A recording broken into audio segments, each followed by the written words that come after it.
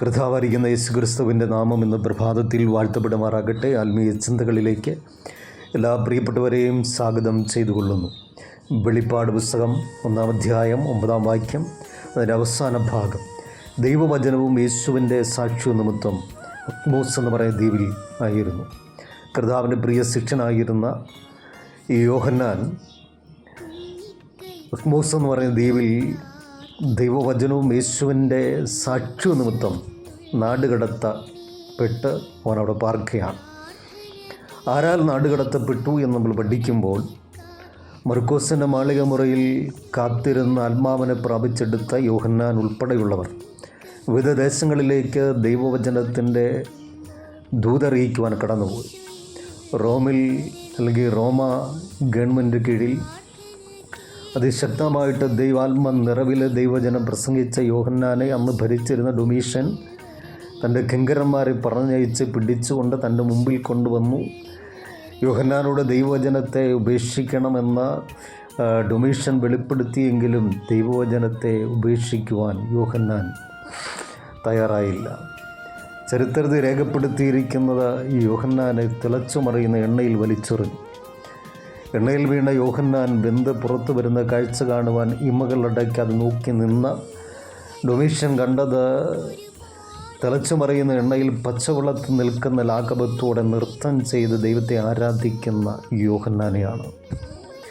എന്തുകൊണ്ട് തിളച്ച മറിയുന്ന എണ്ണ പൊള്ളലേൽക്കാതെ നിൽക്കത്തക്കവണ്ണം യോഹന്നാന് കഴിഞ്ഞു എന്ന് ചോദിച്ച ദൈവത്തിൻ്റെ വചനം ഇപ്രകാരം വെളിപ്പെടുത്തുന്നു: നീ തീയിൽ കൂടെ അഗ്നിയിൽ കൂടെ നടന്ന വെന്തു പോകുകയില്ല, നീ ദഹിച്ചു പോകുകയില്ല.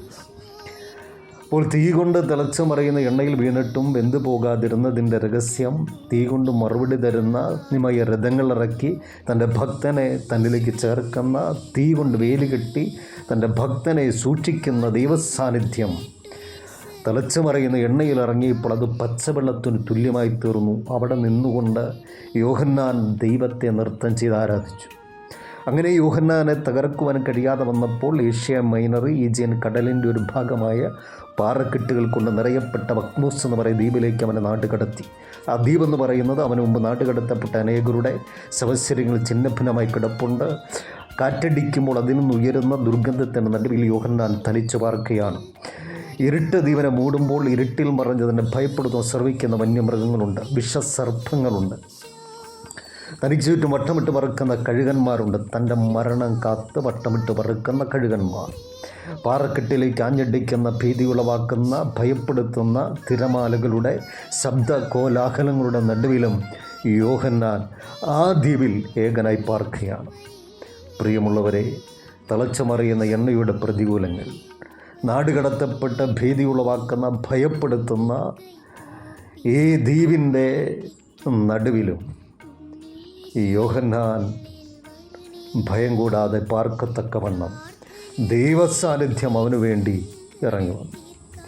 ജീവിത വഴിയാത്രയിൽ തീയുടെയും തിളച്ചുമറിയുന്ന എണ്ണയുടെയും പ്രതികൂലങ്ങൾ, ഒറ്റപ്പെടലിൻ്റെ അനുഭവങ്ങൾ, തനിച്ച് പാർക്കേണ്ടി വരുന്ന സാഹചര്യങ്ങൾ, ആരും അടുത്തില്ലാത്ത അവസ്ഥകൾ, ഇതിൻ്റെ നടുവിലും ഒരു പത്മോസിൻ്റെ ഒരു പ്രത്യേക സാഹചര്യങ്ങൾ ജീവിതത്തെ ഞെരുക്കുമ്പോൾ, അതിൻ്റെ നടുവിലും ദൈവവൈതലേ, നിന്നെ വിളിച്ച ദൈവം വിശ്വസ്തനെന്നെണ്ണി, നിന്നെ കാക്കുവാൻ ശക്തനെന്നെണ്ണി, അവനോട് ചേർന്ന് നിൽക്കുവാൻ, അവനെ മുറുകെ പിടിക്കുവാൻ കഴിയുന്നുവെങ്കിൽ നിൻ്റെ ഏകാന്തതയിൽ തുണ നിൽക്കുന്ന ദൈവം നിനക്ക് വേണ്ടി ഇറങ്ങി വരും.